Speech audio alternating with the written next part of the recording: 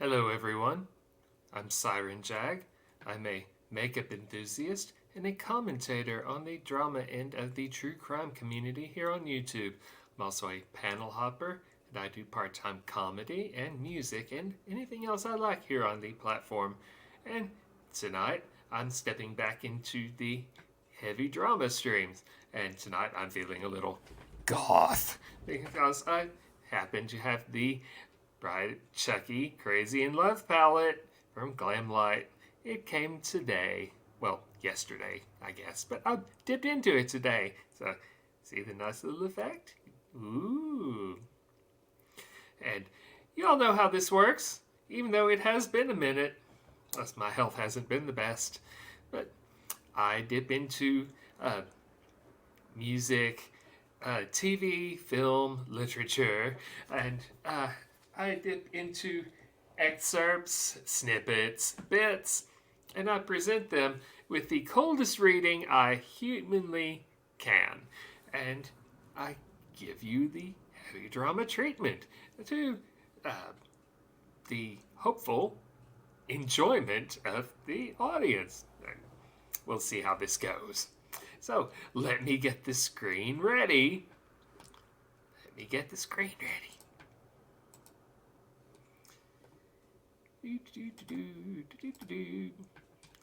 Let me get it set up the way we enjoy it here.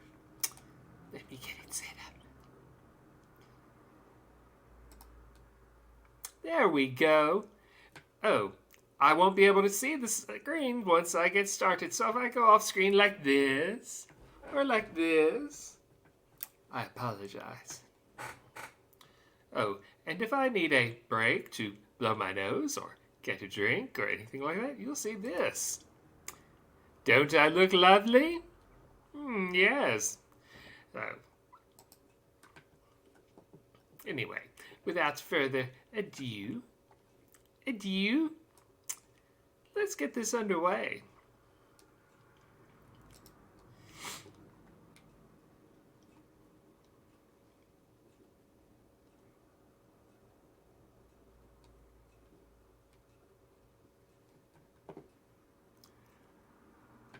I have come here to chew bubble gum and kick ass. And I'm all out of bubble gum. Well, you know what that means? There must be ass that needs to be kicked. Oh. Oh no. Where's this ass? Oh. Oh my. Oh. Well, I don't know where the ass is, but I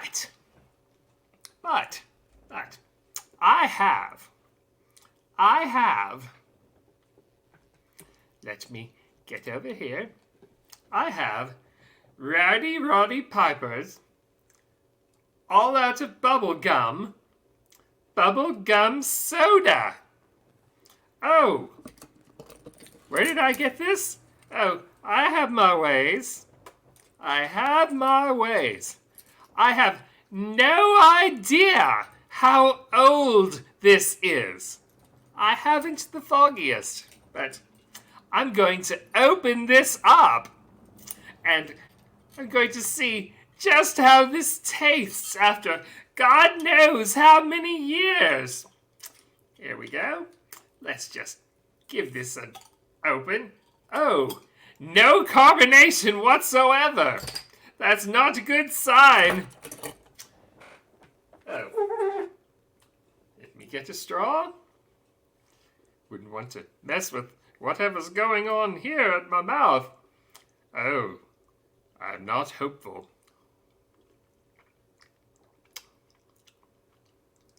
Oh, God. Oh. Oh, Lord. Roddy Piper, be glad you're dead.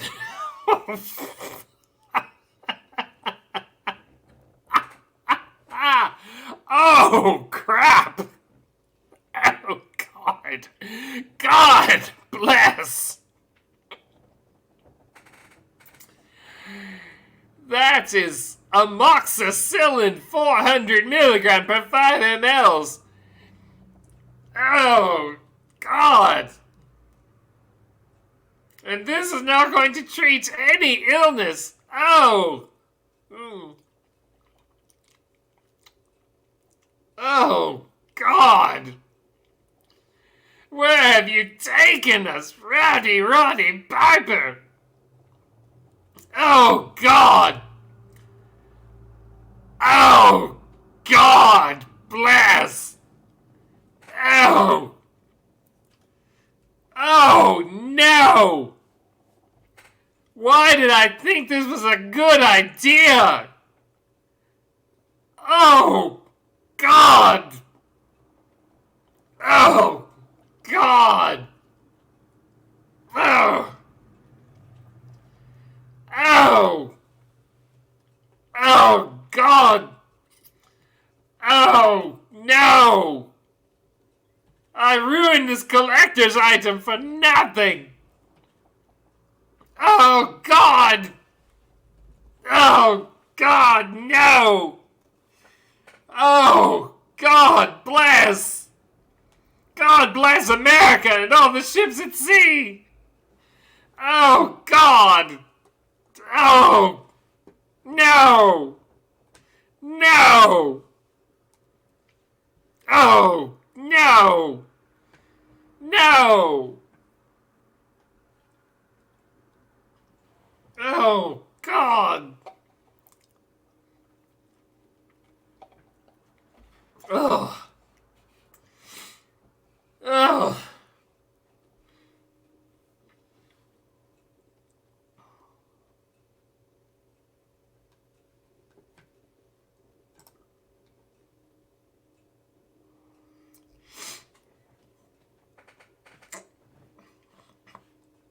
Tell you what I did last night. I came home, say, around 2:45, still so high, hypnotized, in a trance, from his body, so buttery brown and tantalizing, you would have thought I needed help from this feeling that I felt, so shook I had to catch my breath. Oops! There goes my shirt up over my head. Oh my! Oops.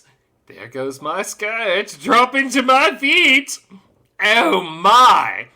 Oops. Some kind of touch caressing my legs. Oh my! Ooh, I'm turning red. Who could this be? I tried, and I tried to avoid, but this thing was happening. Swallowed my pride, let it ride, and partied. But this body felt just like mine's. I got worried. I looked over to the left, a reflection of myself. That's why I couldn't catch my breath. Oops. There goes my shirt up over my head. Oh my. Oops. There goes my skirt dropping to my feet. Oh my. Ooh, some kind of touch caressing my legs. Oh my. Ooh, I'm turning red. Who could this be? I look over to the left. I was looking so good, I couldn't reject myself. I looked over to the left. I was feeling so good, I had to touch myself. I looked over to the left. I was eyeing my thighs, butter pecan brown. I looked over to the left. Coming out of my shirt, and then my skirt came down.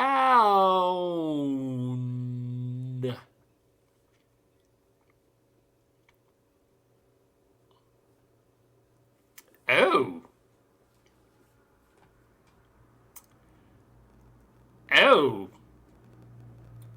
What was happening?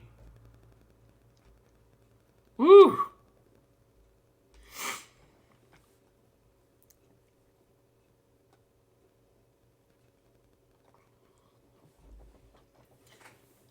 Early to rise, early to bed.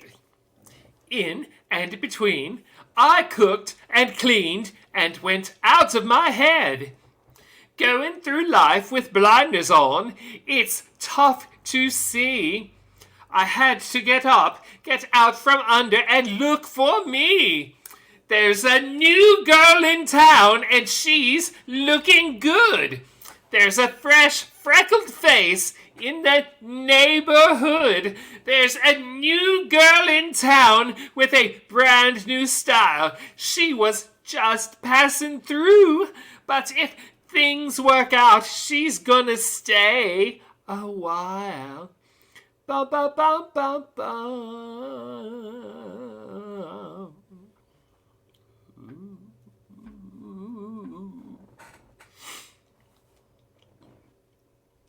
For several seasons.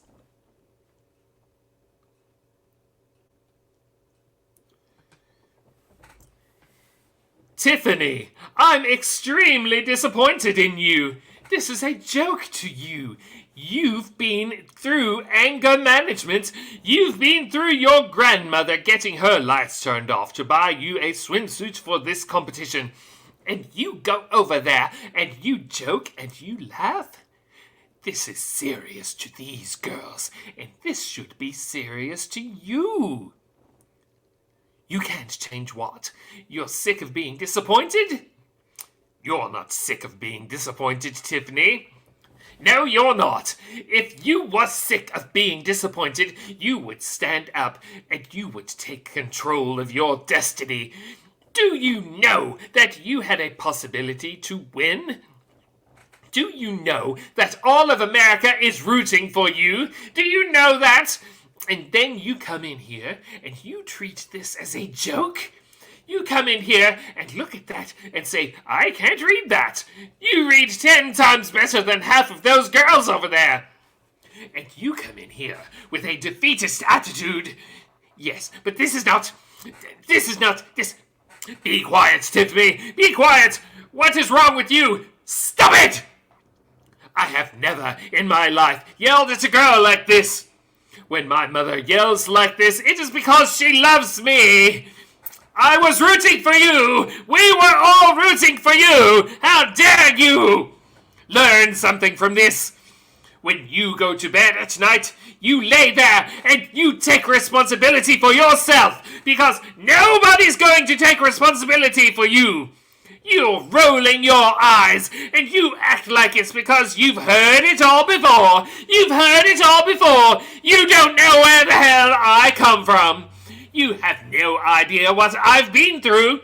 But I'm not a victim. I grow from it and I learn. Take responsibility for yourself.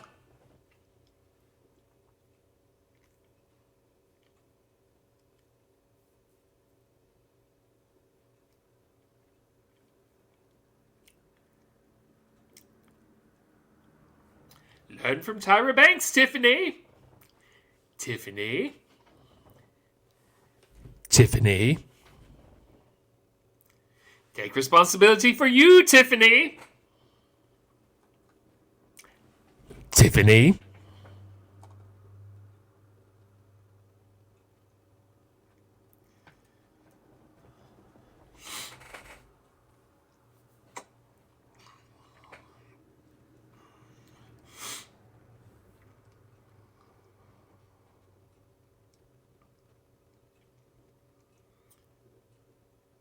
I have a letter here, written a long time ago to a Mrs. Bixby in Boston, so bear with me. Dear Madam, I have been shown in the files of the War Department a statement of the Adjutant General of Massachusetts that you are the mother of 5 sons who have died gloriously on the field of battle. I feel how weak and fruitless must be any words of mine which should attempt to beguile you from the grief of a loss so overwhelming. but I cannot refrain from tendering to you the consolation that may be found in the thanks of the republic they died to save.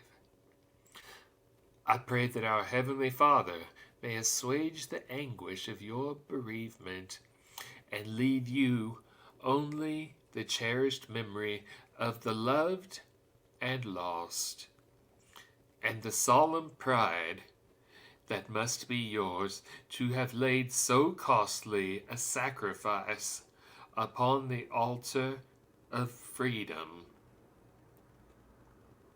Yours very sincerely and respectfully, Abraham Lincoln.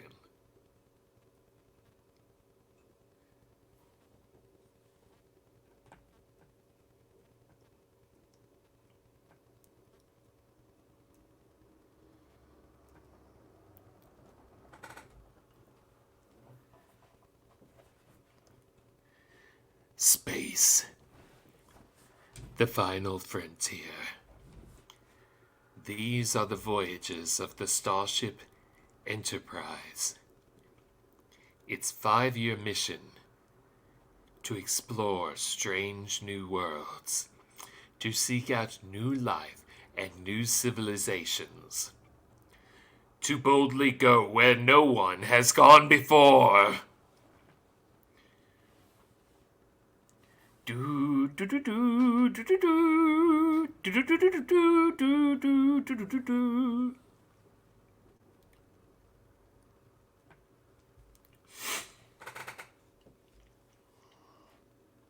Oh, I about got out my white boy dancing moves. Oh, here we go. Here we go now. Cold cooling at a bar, and I'm looking for some action. Feel like Mick Jagger said, I can't get no satisfaction. The girls are all around, but none of them want to get with me. My threads are fresh, and I'm looking deaf. Yo, what's up with LOC?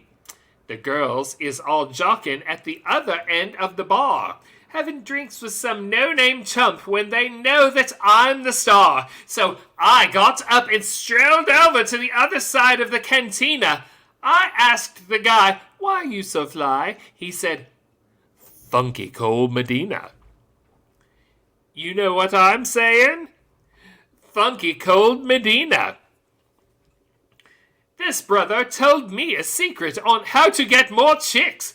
Put a little Medina in your glass and the girls will come real quick. It's better than any alcohol or aphrodisiac. A couple of sips of this love potion and she'll be on your lap. So I gave some to my dog when he began to beg, and he licked his bowl and he looked at me and did the wild thing on my leg. He used to scratch and bite me before he was much, much meaner. But now all the poodles run to my house for the funky cold Medina.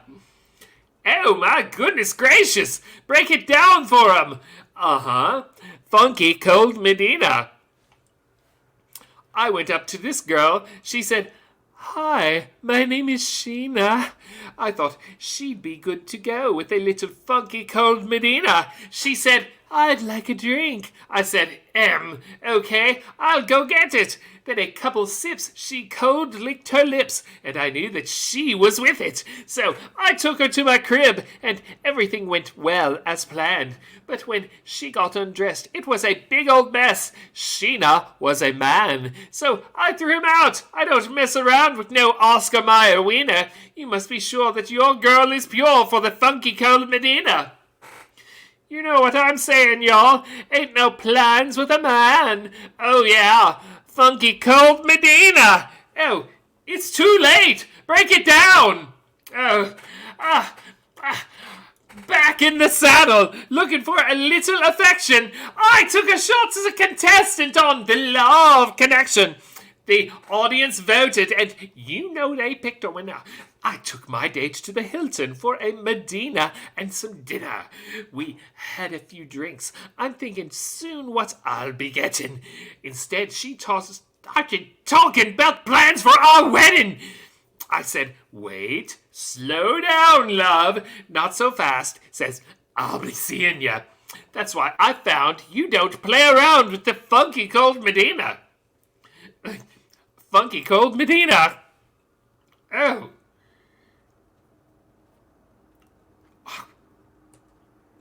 Why do I think that this entire song was about dragging your dates? You got away with way too much in the 80s and 90s. Ew. Ugh.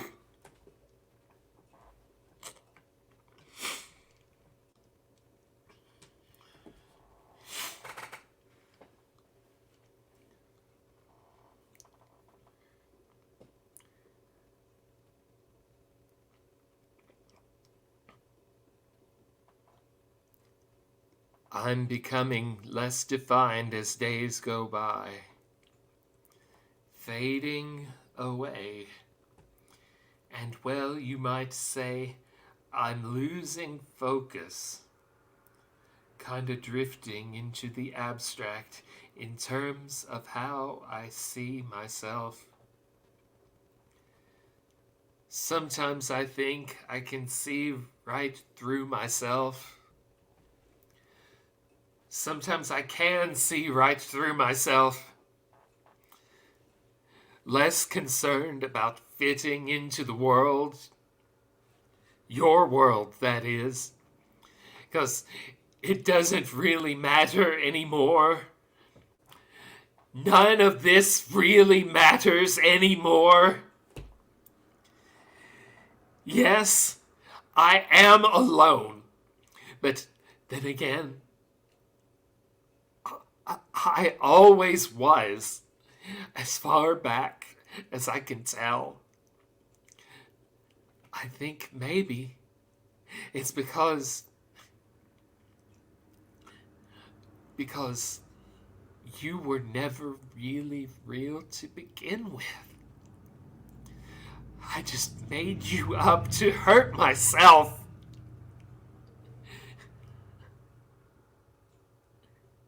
And it worked. Yes, it did. There is no you. There is only me. There is no you. There is only me. Only.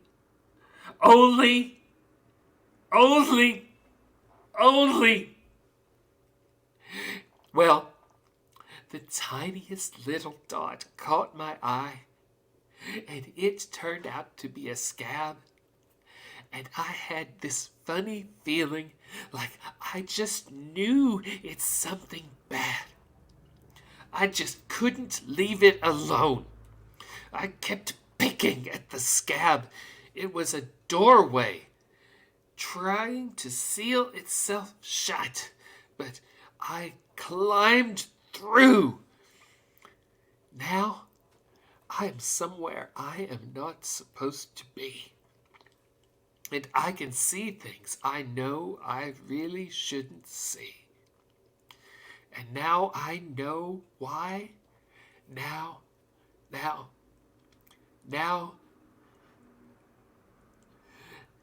I know why things aren't as pretty on the inside. There is no you. There is only me. There is no you. There is only me. Only, only, only, only, only, only, only.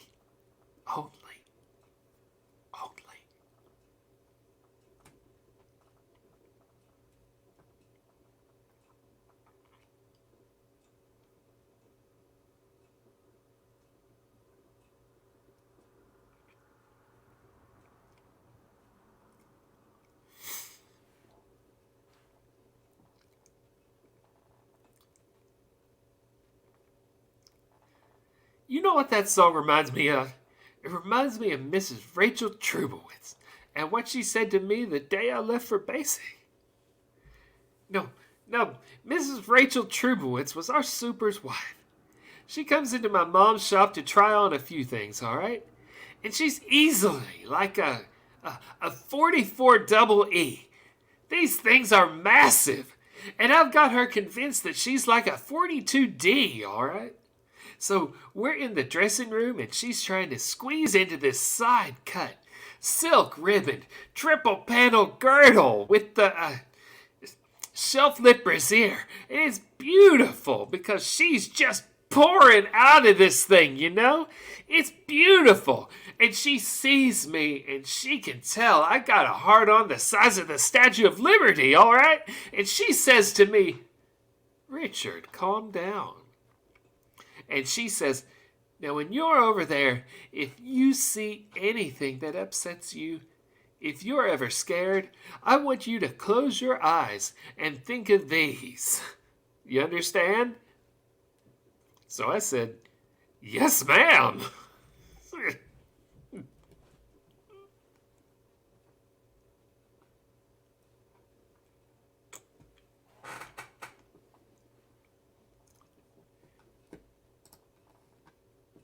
Excuse me just a moment.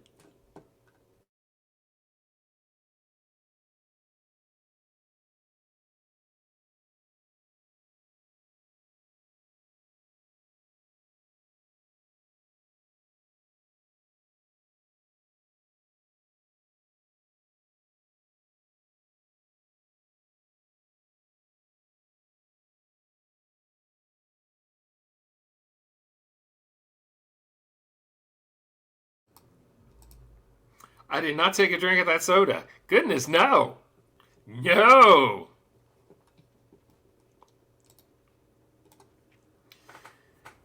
Oh, winter's here with all the ice and snow and the surly slush upon the road. The salty spray upon my window makes me wish I replaced my wiper blades. My wiper blades. My wiper blades. My wiper blades. I wish that I replaced my wiper blades. Salty spray from semis that you pass. They turn my windshield into bathroom glass. I turn the knob, but come to the conclusion that I did not fill up my washer solution. My wiper fluid. My wiper fluid. My wiper fluid. I wish that I replaced my wiper fluid. Down the expressway 80 mph, I can make out headlights, daylights, frosted shapes, but down by the dash is a very well place to scrape. I can see fine if I lay on the passenger seat.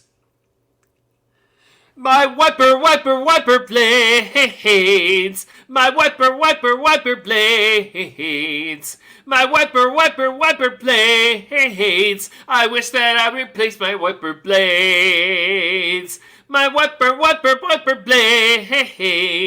My wiper blades. On delay. My wiper blades. I wish that I replaced my wiper blades.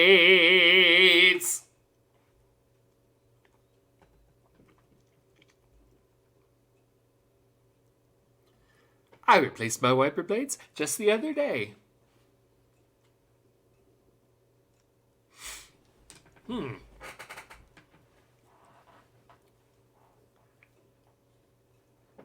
Time for the literature.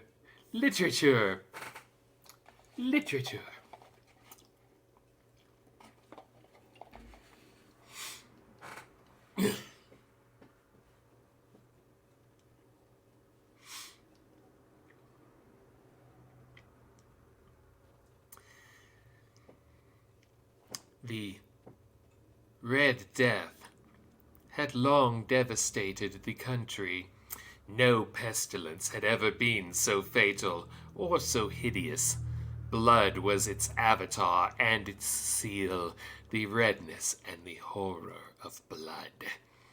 There were sharp pains, and sudden dizziness, and then profuse bleeding at the pores, with dissolution, the scarlet stains upon the body, and especially upon the face of the victim, where the past ban which shut him out from the old and from the sympathy of his fellow men, and the whole seizure, progress, and termination of the disease were the incidents of half an hour. But the Prince Prospero was happy and dauntless and sagacious. When his dominions were half depopulated, he summoned to his presence 1,000 hale and light-hearted friends from among the knights and dames of his court, and with these retired to the deep seclusion of one of his castellated abbeys.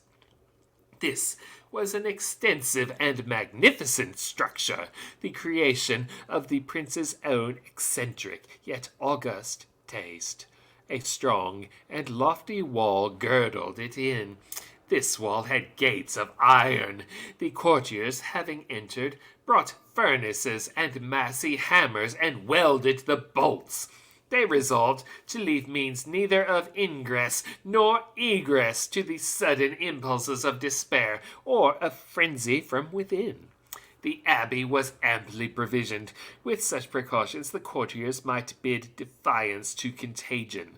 The external world could take care of itself. In the meantime, it was folly to grieve or to think. The prince had provided all the appliances of pleasure. There were buffoons, there were improvisatori, there were ballet dancers, there were musicians, there was beauty. There was wine. All these, and security within. Without was the Red Death. It was towards the close of the 5th or 6th month of his seclusion, and while the pestilence raged most furiously abroad, that the Prince Prospero entertained his 1,000 friends at a masked ball of the most unusual magnificence. It was a voluptuous scene, that masquerade. But first, let me tell of the rooms in which it was held. These were 7, an imperial suite. In many palaces, however, such suites form a long and straight vista, while the folding doors slide back nearly to the walls on either hand, so that the view of the whole extent is scarcely impeded. Here, the case was very different, as might have been expected from the Duke's love of the bizarre. The apartments were so irregularly disposed that the vision embraced but little more than one at a time. There was a sharp turn at every 20 or 30 yards, and at each turn a novel effect. To the right and left, in the middle of each wall, a tall and narrow Gothic window looked out upon a closed corridor which pursued the windings of the suite. These windows were of stained glass, whose color varied in accordance with the prevailing hue of the decorations of the chamber into which it opened.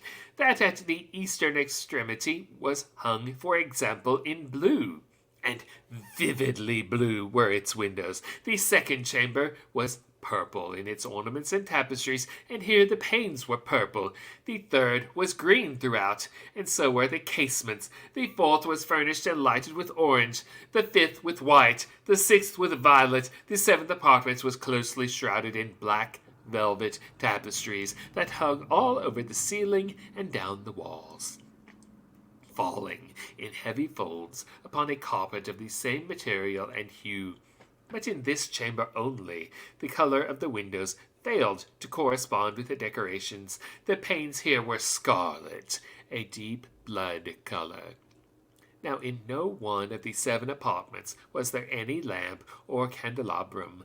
Amid the profusion of golden ornaments that lay scattered to and fro or depended from the roof. There was no light of any kind emanating from lamp or candle within the suite of chambers, but in the corridors that followed the suite there stood, opposite to each window, a heavy tripod, bearing a brazier of fire that projected its rays through the tinted glass and so glaringly illumined the room.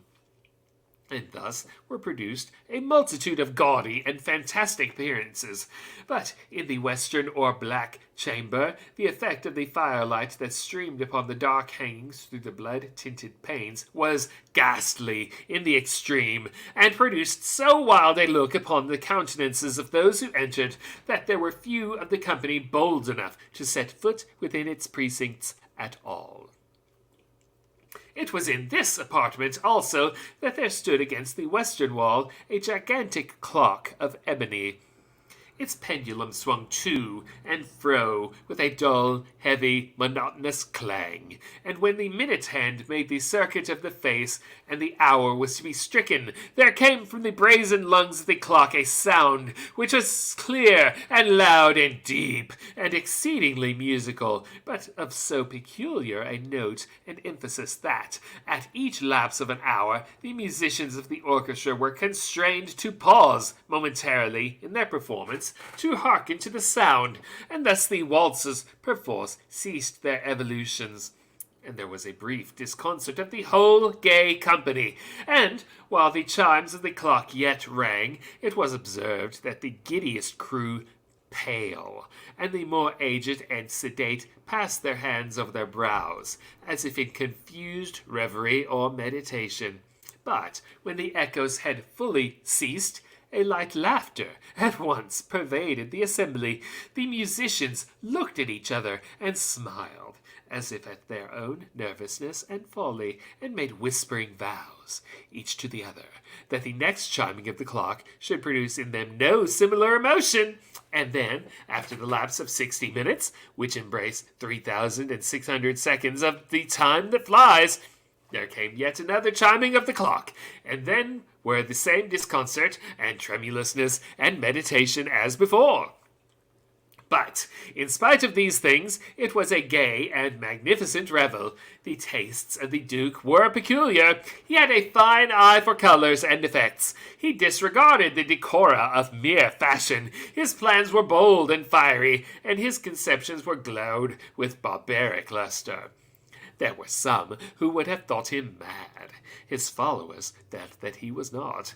It was necessary to hear and see and touch him to be sure that he was not. He had directed, in great part, the movable embellishments of the 7 chambers upon occasion of this great feat, and it was his own guiding taste which had given character to the masqueraders. Be sure they were grotesque. There were much glare and glitter and piquancy and phantasm, much of what has been since seen in Hernani. There were arabesque figures with unsuited limbs and appointments. There were delirious fancies such as the madman fashions. There were much of the beautiful, much of the wanton, much of the bizarre, something of the terrible, and not a little of that which might have excited disgust. To and fro in the 7 chambers there stalked, in fact, a multitude of dreams. And these, the dreams, writhed in and about, taking hue from the rooms, and causing the wild music of the orchestra to seem as the echo of their steps. And anon there strikes the ebony clock which stands in the hall of the velvet. And then, for a moment, all is still, and all is silent, save the voice of the clock. The dreams are stiff frozen as they stand, but the echoes of the chime die away. They have endured but an instant, and a light, half-subdued laughter floats after them as they depart. And now again the music swells, and the dreams live and writhe to and fro more merrily than ever, taking hue from the many-tinted windows through which stream the rays from the tripods. But to the chamber which lies most westwardly of the 7, There are now none of the maskers who venture, for the night is waning away, and there flows a ruddier light through the blood-colored panes. And the blackness of the sable drapery appalls, and to him whose foot falls upon the sable carpet, there comes from the near clock of ebony a muffled peal, more solemnly emphatic than any which reaches their ears, who indulge in the more remote gaieties of the other apartments. But these other apartments were densely crowded, and in them beat feverishly the heart of life, and the revel went whirlingly on, until at length there commenced the sounding of midnight upon the clock. And then the music ceased, as I have told, and the evolutions of the waltzers were quieted, and there was an uneasy cessation of all things as before. But now there were 12 strokes to be sounded by the bell of the clock, and thus it happened, perhaps, that more of thought crept, with more of time, into the meditations of the thoughtful among those who revelled, and thus, too, it happened, perhaps, that before the last echoes of the last chime had utterly sunk into silence, there were many individuals in the crowd who had found leisure to become aware of the presence of a masked figure which had arrested the attention of no single individual before. And the rumor of this new presence having spread itself whisperingly around, there arose at length from the whole company a buzz or murmur expressive of disapprobation and surprise, then finally of terror and horror and of disgust. In an assembly of phantasms such as I have painted, it may well be supposed that no ordinary appearance could have excited such sensation. In truth, the masquerade license of the night was nearly unlimited, but the figure in question had out-Heroded Herod, and gone beyond the bounds of even the prince's indefinite decorum. There are chords in the hearts of the most reckless which cannot be touched without emotion. Even with the utterly lost, to whom life and death are equally jests, there are matters of which no jest can be made. The whole company, indeed, seemed now deeply to feel that in the costume and bearing of the stranger neither wit nor propriety existed. The figure was tall and gaunt, and shrouded from head to foot in the habiliments of the grave. The mask which concealed the visage was made so nearly to resemble the countenance of a stiffened corpse that the closest scrutiny must have had difficulty in detecting the cheat. And yet all this might have been endured, if not approved, by the mad revellers around. But the mummer had gone so far as to assume the type of the Red Death. His vesture was dabbled in blood, and his broad brow, with all the features of the face, was besprinkled with the scarlet horror. When the eyes of the Prince Prospero fell upon this spectral image, which, with a slow and solemn movement, as if more fully to sustain its role, stalked to and fro among the waltzers, he was seen to be convulsed in the first moment with a strong shudder, either of terror or distaste, but in the next his brow reddened with rage. "Who dares?" he demanded hoarsely of the courtiers who stood near him. "Who dares insult us with this blasphemous mockery? Seize him and unmask him, that we may know whom we have to hang at sunrise from the battlements." It was in the eastern or blue chamber in which stood the Prince Prospero. As he uttered these words, they rang throughout the 7 rooms loudly and clearly, for the prince was a bold and robust man, and the music had become hushed at the waving of his hand. It was in the blue room where stood the prince, with a group of pale courtiers by his side. At first, as he spoke, there was a slight rushing movement of this group in the direction of the intruder, who, at the moment, was also near at hand, and now, with deliberate and stately step, made closer approach to the speaker. But from a certain nameless awe, with which the mad assumptions of the mummer had inspired the whole party, there were found none who put forth hand to seize him, so that, unimpeded, he passed within a yard of the prince's person, and, while the vast assembly, if with one impulse, shrank from the centers of the rooms to the walls, he made his way uninterruptedly, but with the same solemn and measured step which had distinguished him from the first, through the blue chamber to the purple, through the purple to the green to the orange, through this again to the white, and even thence to the violet, ere a decided movement had been made to arrest him. It was then, however, that the Prince Prospero, maddening with rage and the shame of his own momentary cowardice, rushed hurriedly through the 6 chambers, while none followed him on account of a deadly terror that had seized upon all. He bore aloft a drawn dagger, and had approached, in rapid impetuosity, to within 3 or 4 feet of the retreating figure, when the latter, having attained the extremity of the velvet apartment, turned suddenly and confronted his pursuer. There was a sharp cry, and the dagger dropped gleaming upon the sable carpet, upon which instantly afterward fell prostrate in death the Prince Prospero.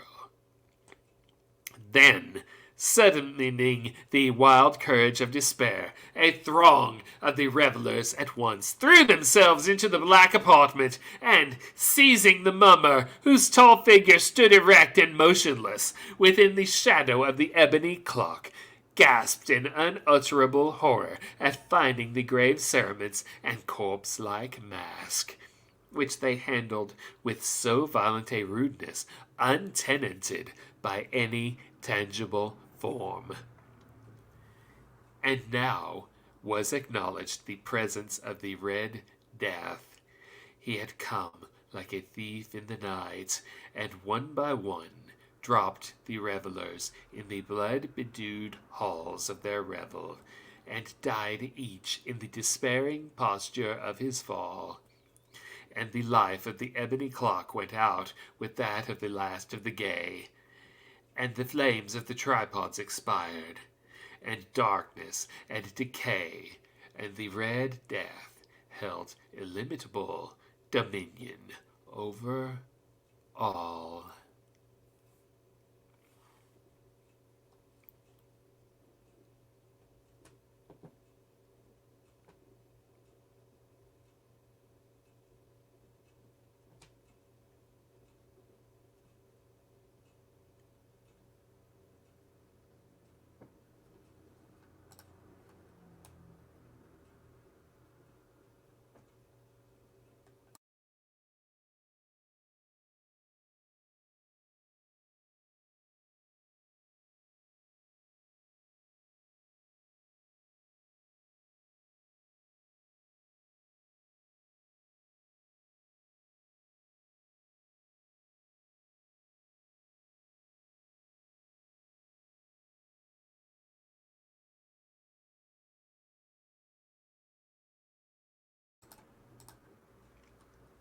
You think that Edgar Allan Poe was something? Well, life is like a hurricane here in Duckburg. Race cars, lasers, aeroplanes. It's a duck blur. Might solve a mystery or rewrite history. DuckTales, woo! Every day they're out here making DuckTales, woo! Tales of daring, do bad and good luck tales. Danger lurks behind you. There's a stranger out to find you. What to do? Just grab onto some DuckTales. Woo! Every day they're out there making DuckTales. Woo! Tales of daring, do bad, and good DuckTales. Woo! Oh. Oh my.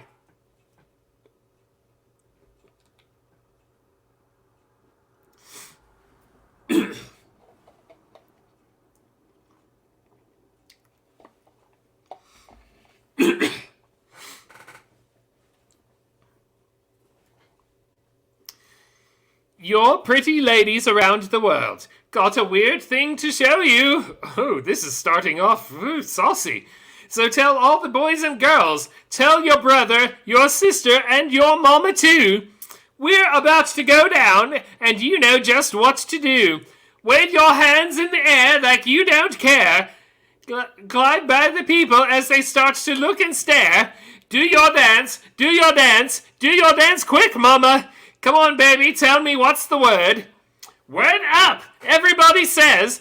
When you hear the call, you've got to get it underway. Word up, it's the code word. No matter where you say it, you know that you'll be heard. Now, all you sucker DJs who think you'll fly, there's got to be a reason, and we know the reason why. Why you put on those airs and you act real cool. Got to realize that you're acting like fools. If there's music, we can use it. You're free to dance. We don't have the time for psychological romance. No romance. No romance. No romance for me, mama. Come on, baby. Tell me, what's the word? Word up. Everybody says, when you hear the call, you've got to get it underway. Dial L for love. Dial L for love. Dial L for love. W-O-R-D up. W-O-R-D up. W-O-R-D up. W-O-R-D up. Yeah.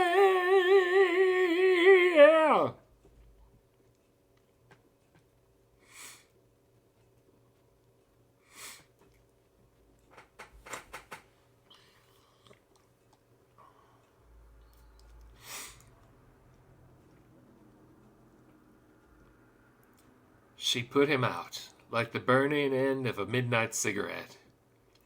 She broke his heart. He spent his whole life trying to forget.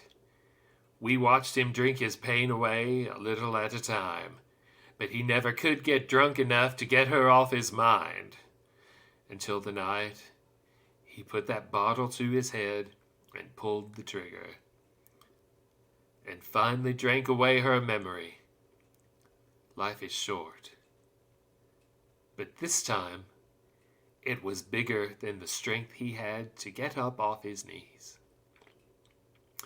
We found him with his face down in the pillow, with a note that said, "I'll love her till I die."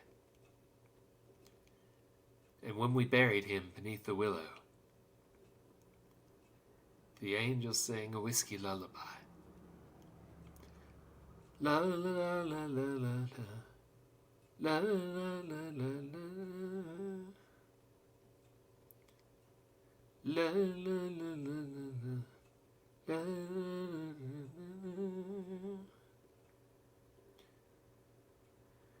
The rumors flew, but nobody knew how much she blamed herself. For years and years, she tried to hide the whiskey on her breath. She finally drank her pain away a little at a time. But she never could get drunk enough to get him off her mind. Until the night she put that bottle to her head and pulled the trigger. And finally drank away his memory. Life is short. But this time it was bigger than the strength she had to get up off her knees. We found her with her face down in the pillow, clinging to his picture for dear life. We laid her next to him beneath the willow, while the angels sang a whiskey lullaby. La la la la la la, la la la la la. La la la la la la la.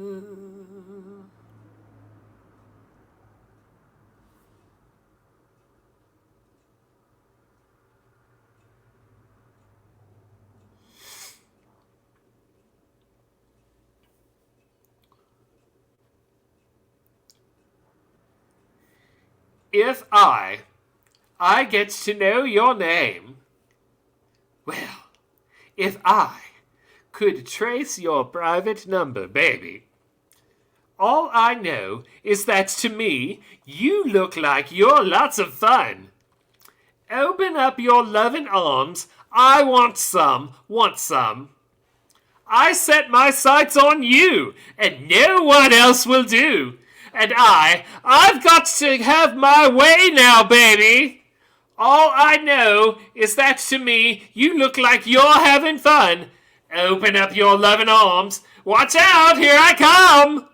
You spin me right round, baby, right round like a record, baby. Right round, round, round. You spin me right round, baby, right round like a record, baby. Right round, round, round. I got to be your friend now, baby, and I would like to move in just a little bit closer. All I know is that to me, you look like you're lots of fun.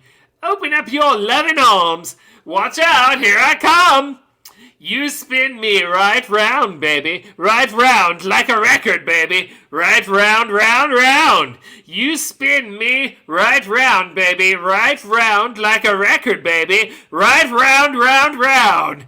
I want your love.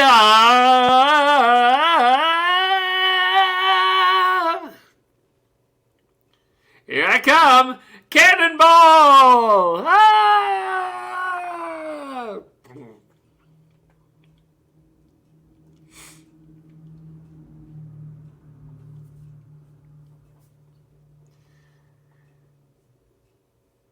Running down the gutter with a piece of bread and butter. Diarrhea, diarrhea. Running down the gutter with a piece of bread and butter. Diarrhea, diarrhea. Some people think it's funny, but it's really wet and runny. Diarrhea, diarrhea.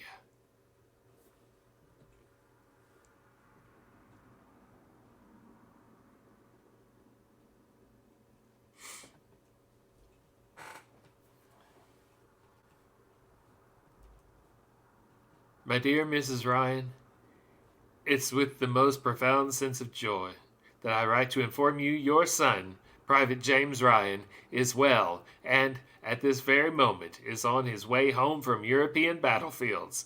Reports from the front indicate James did his duty in combat with great courage and steadfast dedication, even after he was informed of the tragic loss your family has suffered in this great campaign to rid the world of tyranny and oppression. I take great pleasure in joining the Secretary of War, the men and women of the U.S. Army, and the citizens of a grateful nation in wishing you good health and many years of happiness with James at your side. Nothing, not even the safe return of a beloved son, can compensate you or the thousands of other American families who have suffered great loss in this tragic war. I might share with you some words which have sustained me through long, dark nights of peril, loss, and heartache. And I quote, I pray that our Heavenly Father may assuage the anguish of your bereavement and leave you only the cherished memory of the loved and lost, and the solemn pride that must be yours to have laid so costly a sacrifice upon the altar of freedom. Abraham Lincoln. Yours very sincerely and respectfully, George C. Marshall, General, Chief of Staff.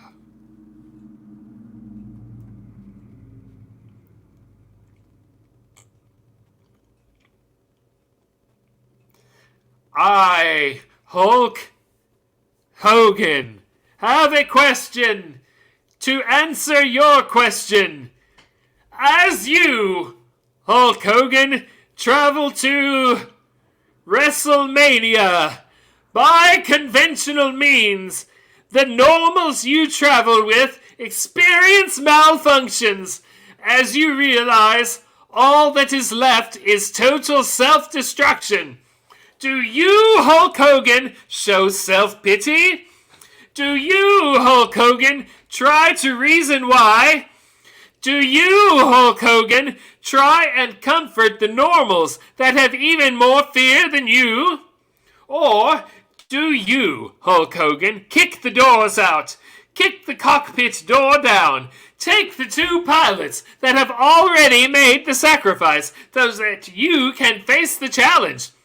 Dispose of them, Hulk Hogan. Assume the controls, Hulk Hogan. Shove that control into a nosedive, Hulk Hogan. Push yourself to total self-destruction as you realize, Hulk Hogan, you are about to enter a world close to parts unknown. Ah, smell it, warriors. Do you, Hulk Hogan, look for a place to hide? Or do you, Hulk Hogan, face the challenge that may be more powerful than even you are, Hulk Hogan? You, Hulk Hogan, must self-destruct so that you will know, Hulk Hogan, who is the chosen one. For, Hulk Hogan, I am not the chosen one that you speak of. I am not. I, Hulk Hogan, am the only one. What in the blue hell?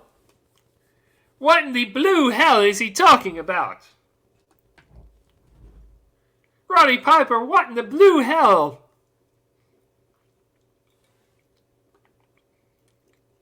Oh, God!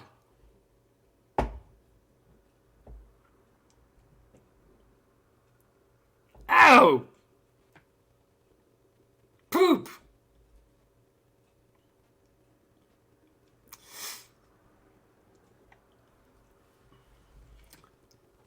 Speaking of poop,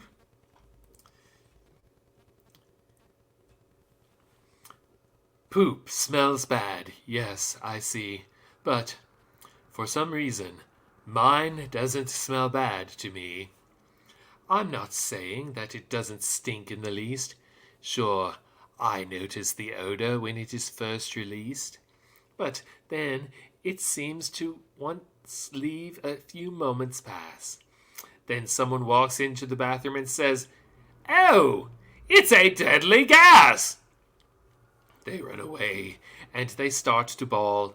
At that point, I can't smell anything at all.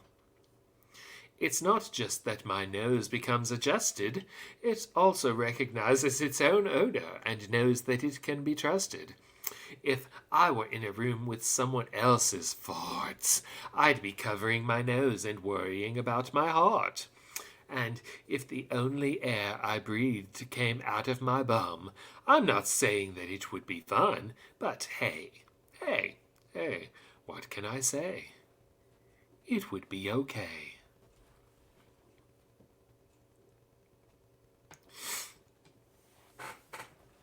See, me and my old lady, we been fighting a bunch, and I ain't quite sure, but I got me a hunch. Now, I know I've been drinking, but I'm thinking kinda clear.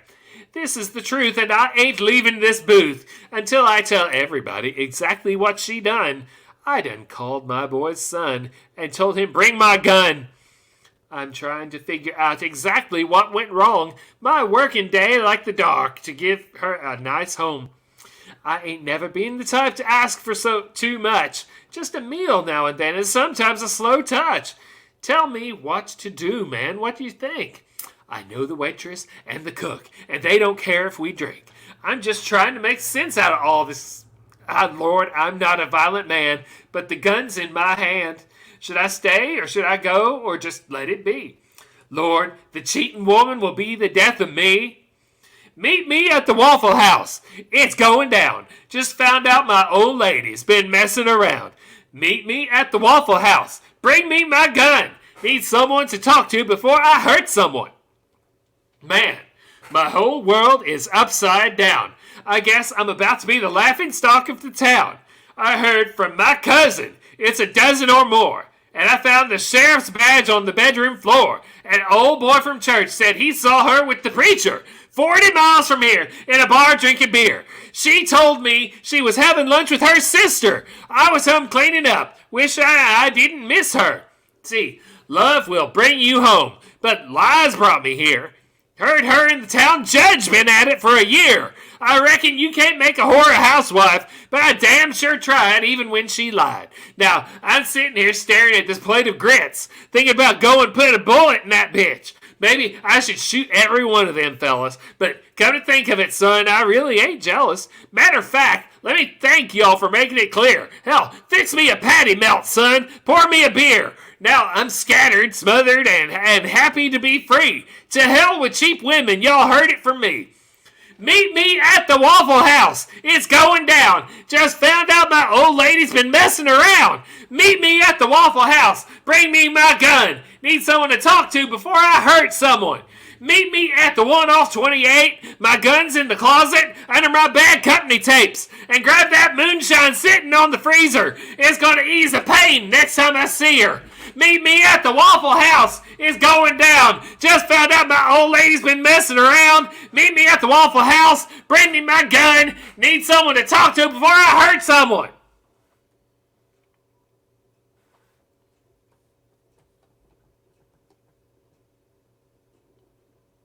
See, it kind of kicked in there in there.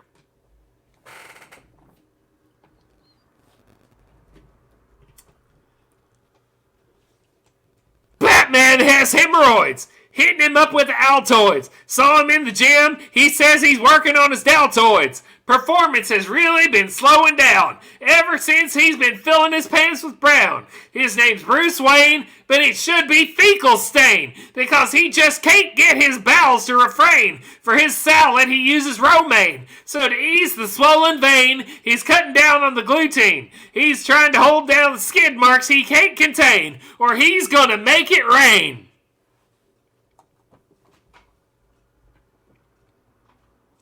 Batman has hemorrhoids. Batman has hemorrhoids. Batman has hemorrhoids. It's just something he can't avoid. Batman has hemorrhoids. Batman has hemorrhoids. Batman has hemorrhoids. He still takes pictures with a Polaroid. Yo, it's Zuck up in here. The feces won't stop draining from his rear. Every time I see it, I start to tear. I wish the swollen vein would disappear. Robin's starting to question Batman's mental sanity, and he just replies, "It's a consequence of superhumanity." But I don't think he understands the severity of the fecal leakage barbarity. Batman has hemorrhoids. Batman has hemorrhoids. Batman has hemorrhoids. It's just something he can't avoid. Batman has hemorrhoids. Batman has hemorrhoids. Batman has hemorrhoids. He still takes pictures with the Polaroid. So now, as you can plainly see, Batman has a problem that is growing like a Joshua tree. Anyone is vulnerable, even you two and me. His brain is getting all wacky. Wouldn't do well in a second grade spelling bee. ABC, so many idiosyncrasies. Brain is deteriorating like his old bachelor's degree he got from Gotham University. The bottom line is that Batman is getting older. Maybe he should take up a more suitable job like stockholder, so he can stop stressing his hemorrhoids and quit being so paranoid.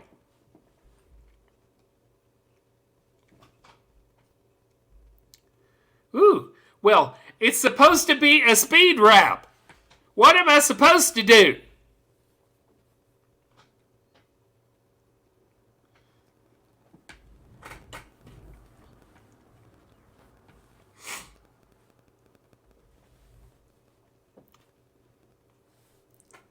I don't have a plan.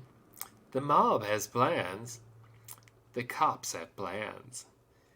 You know what I am, Harvey? I am a dog chasing cars. I wouldn't know what to do with one if I caught it. I just do things.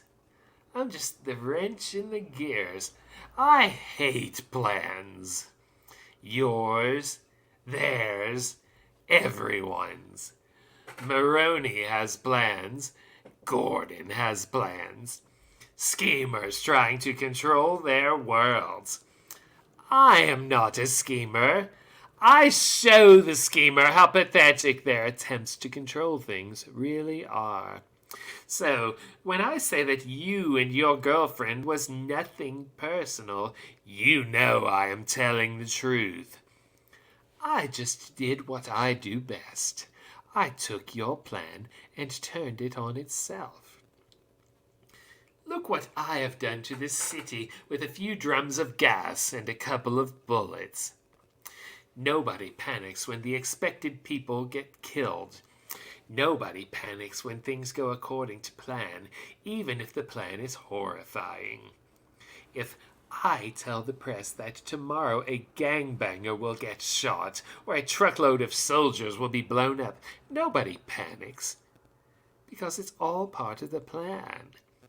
But when I say that one little old mayor will die, everybody will lose their minds. Introduce a little anarchy. You upset the established order, and everything becomes chaos. I am an agent of chaos. And you know the thing about chaos, Harvey? It is fair.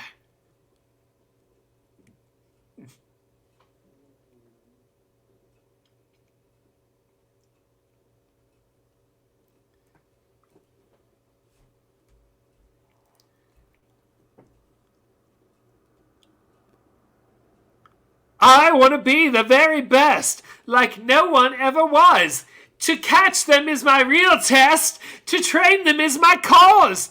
I will travel across the land, searching far and wide. Teach Pokemon to understand the power that's inside. Pokemon, gotta catch 'em all. It's you and me. I know it's my destiny. Pokemon, oh, you're my best friend in a world we must defend. Pokemon, gotta catch 'em all. A heart so true. Our courage will pull us through. You teach me, and I'll teach you. Pokemon, gotta catch 'em all. Yeah!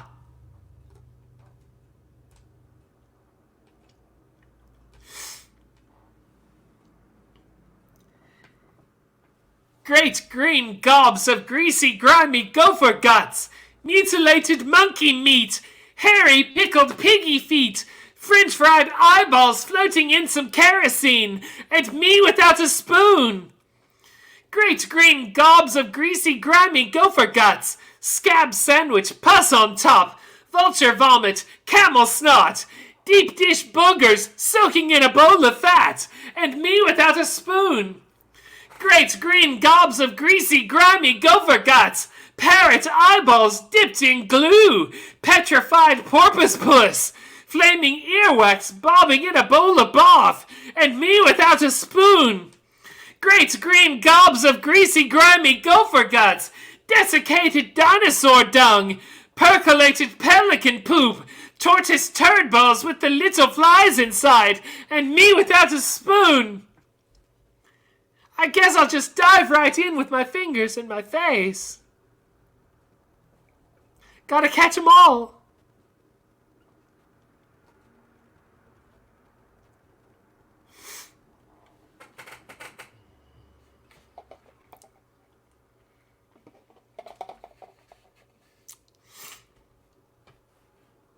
In a time of ancient gods, warlords, and kings, a land in turmoil cried out for a hero. She was Xena, a mighty princess forged in the heat of battle. The power, the passion, the danger. Her courage will change the world. For several seasons.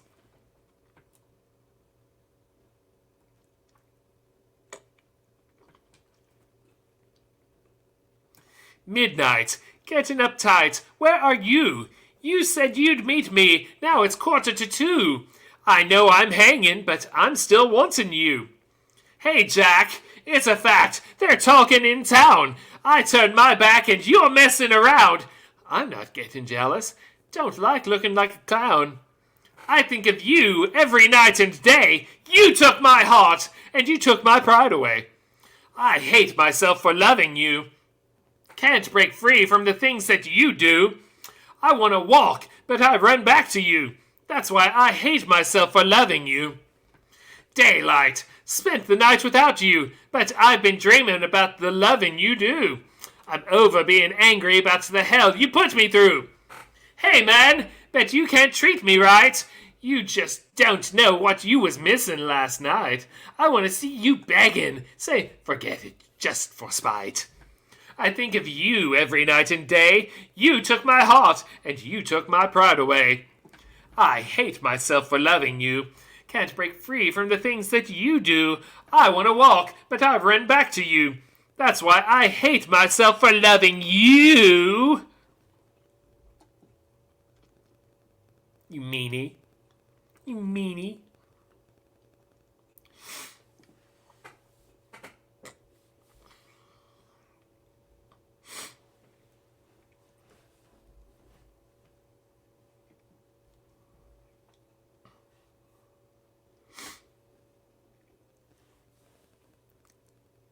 So many times out there, I've watched a happy pair of lovers walking in the night.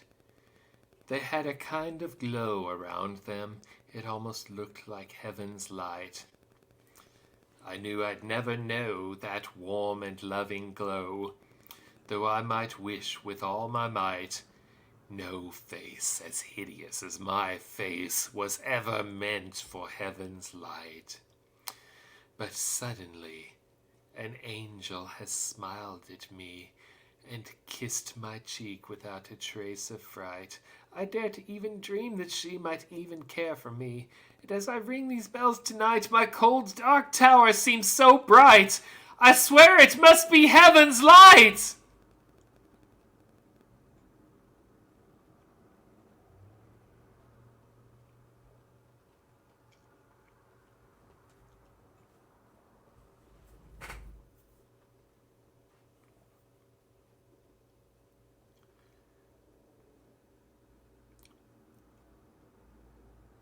Beata Maria, you know I am a righteous man.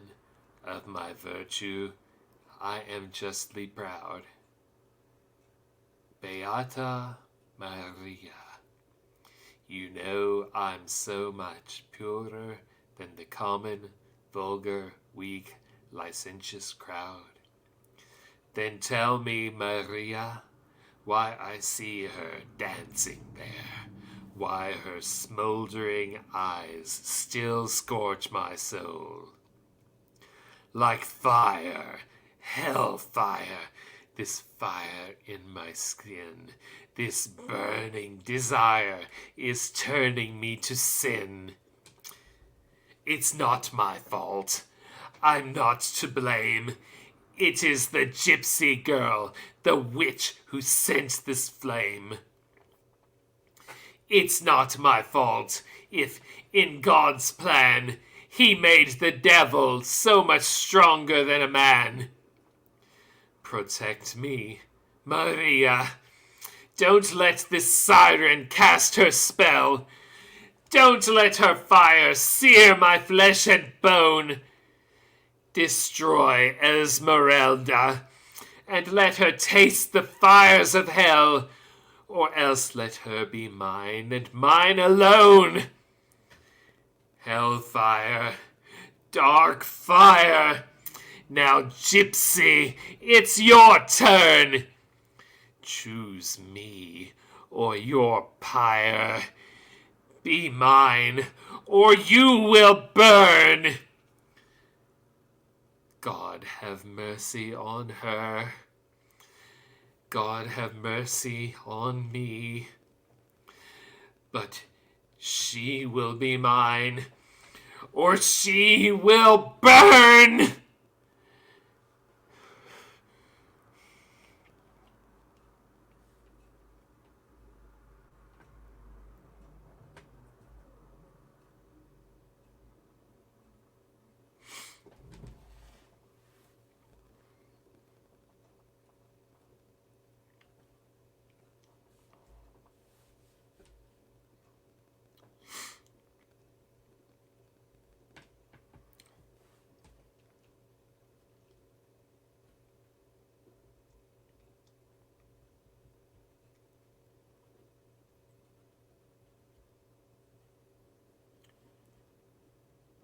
My family is with me today. They wanted to come with me.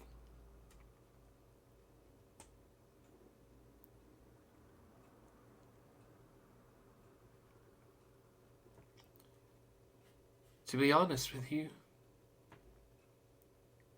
I wasn't sure how I'd feel coming back here. Every day I think about what you said to me that day on the bridge.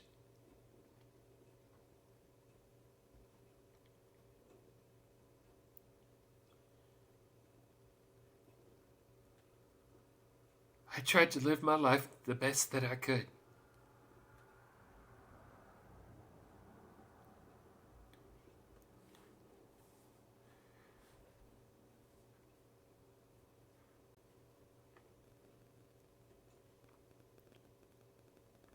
I hope that was enough.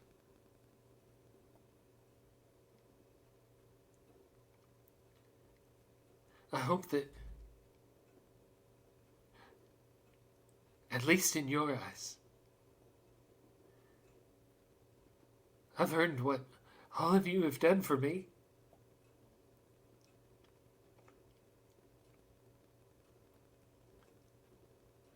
Captain John H. Miller,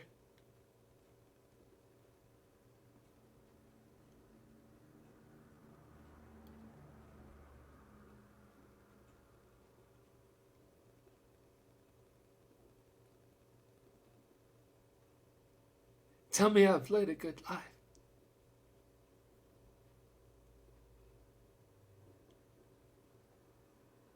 Tell me I'm a good man.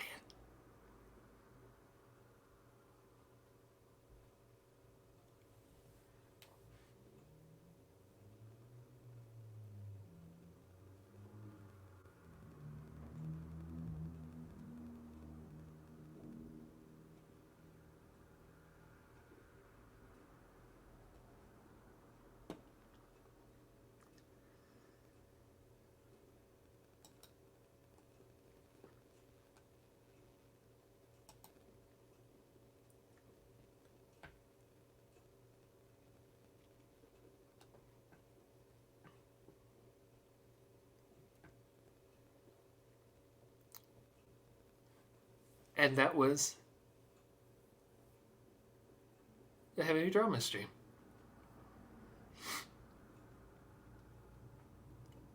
Thank you to everyone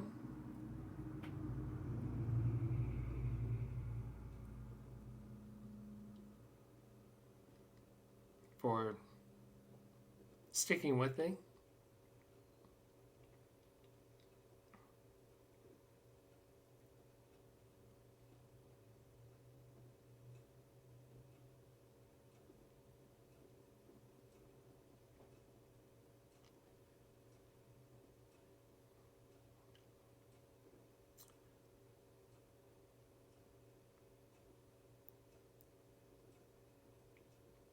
My health has been through a lot, especially this past month.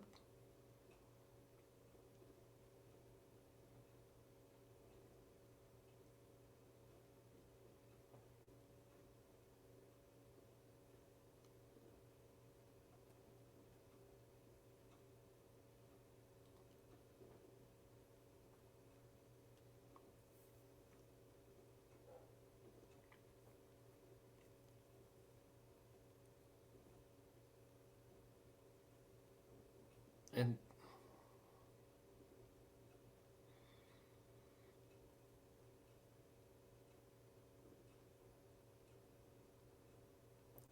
the stuff I do on here is really labor intensive as far as doing all the research and putting it all together, and I'm just not able to do it.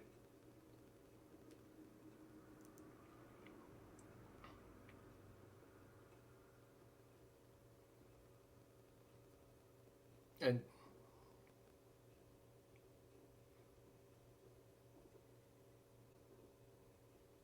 I'll have to figure out something else to do for the future.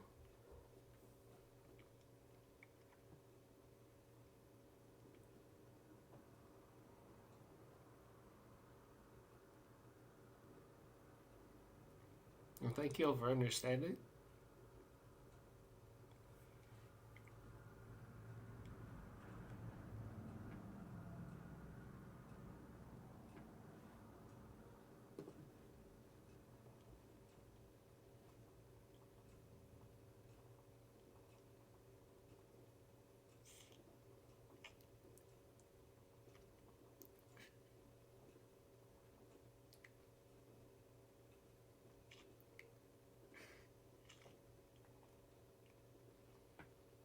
And then,